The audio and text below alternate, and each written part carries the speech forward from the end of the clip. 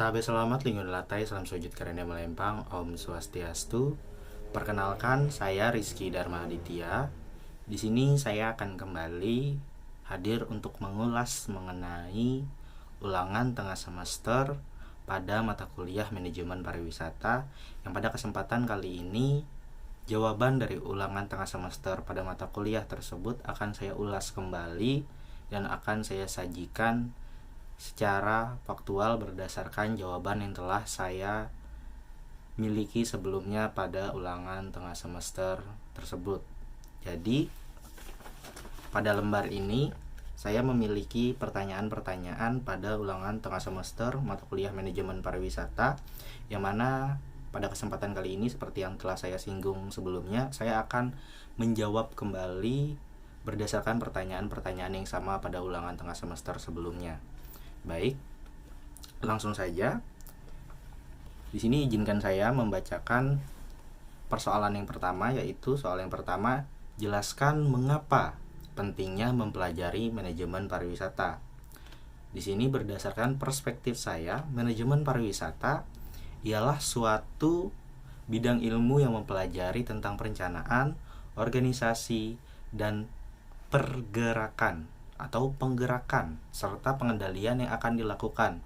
Melalui manajemen pariwisata akan didapatkan pemahaman dalam pengembangan pengetahuan, keterampilan, dan ilmu di dalam bidang pariwisata. Ilmu ini juga mempelajari penawaran dan permintaan pariwisata serta faktor-faktor yang dapat mempengaruhinya. Di sini Anda juga akan belajar tentang kebijakan dan perencanaan wisata, marketing tujuan, manajemen operasional, penjualan, dan distribusi pariwisata. Kenapa mempelajari ilmu ini menjadi penting? Mengingat hasil yang akan diperoleh setelah mempelajarinya, setiap pembelajaran yang terdapat dalam disiplin ilmu ini memiliki kesinambungan terhadap pola kehidupan sehari-hari. Jadi penting untuk mempelajarinya. Baik, kita lanjut ke soal yang nomor 2. Jelaskan contoh mengenai manajemen pariwisata di Kalimantan Tengah. Di sini, pariwisata membutuhkan sarana, akomodasi, restoran, bar, dan fasilitas penunjang lainnya. Ambillah contoh, satu buah hotel yang didirikan akan menyerap banyak tenaga kerja.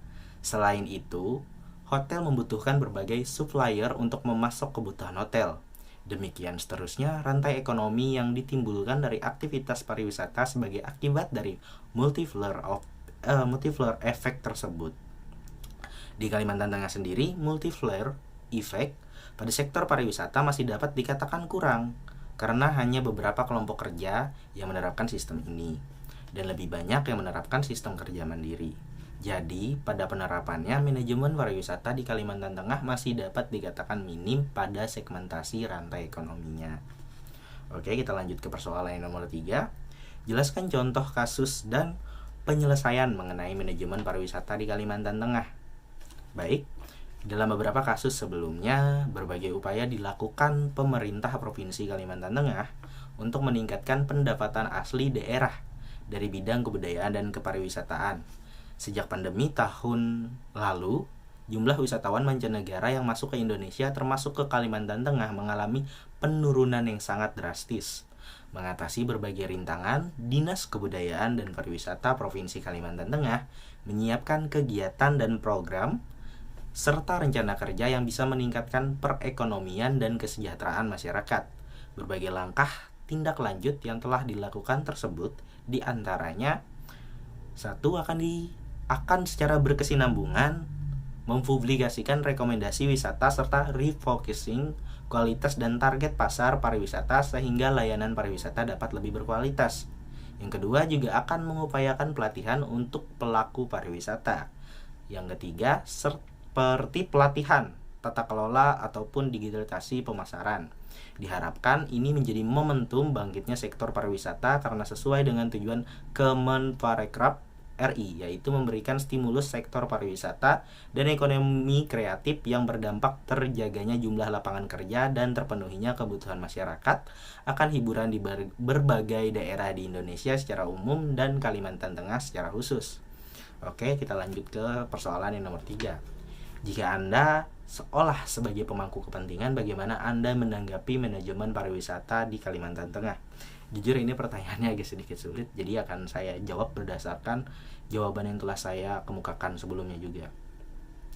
Jika saya adalah seorang yang memiliki wewenang untuk menanggapi problema pada manajemen pariwisata di Kalimantan Tengah, hal yang utama saya lakukan adalah observasi dan pemetaan guna memenuhi aset informasi dan mencari tahu letak hal-hal yang dianggap kurang untuk kemudian kembali didiskusikan kepada seluruh stakeholder yang memiliki wewenang yang sama untuk mencari jawaban atas problema yang ada.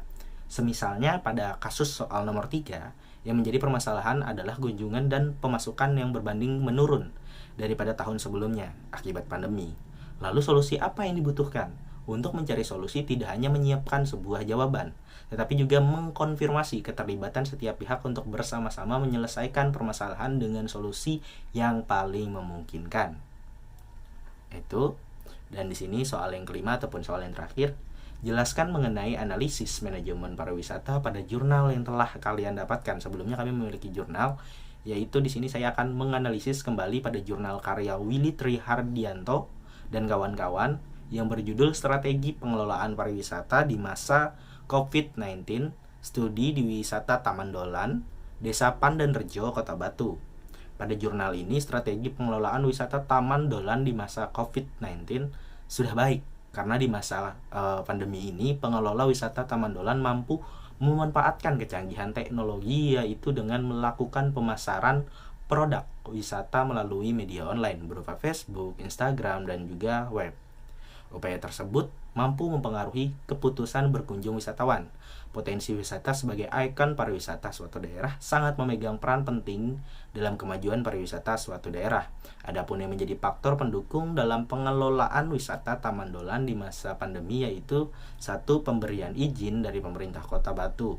Yang kedua, adanya kerjasama antara pihak pengelola wisata Taman Dolan dengan pemerintah Kota Batu. Lalu yang ketiga, pengawasan secara langsung dari tim gugus COVID Kota Batu terhadap setiap wisatawan. Jadi pada jurnal ini pengelolaan dan segmentasi dibuat sesuai dengan kebutuhan serta fungsi yang tepat pada penggunaannya. Saya ambil contoh untuk menjaga serta meningkatkan nilai pasar wisata Taman Dolan. Pengelola mengambil inisiatif memanfaatkan kecanggihan pemasaran melalui media online, yang mana dapat membantu menjamah segmentasi pasar yang diinginkan, pengaturan target yang objektif, dan pemilihan media pemasaran yang sesuai, membuat wisata Taman Dolan dapat bertahan di kala pandemi menyerang.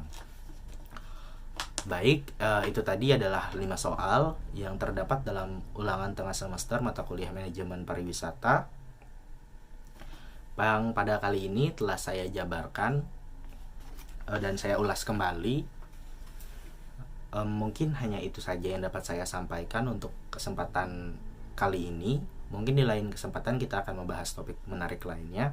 Terima kasih telah menyaksikan dan terima kasih telah menonton sampai dengan detik ini, mendengar saya berkucap. Terima kasih sekali lagi saya ucapkan.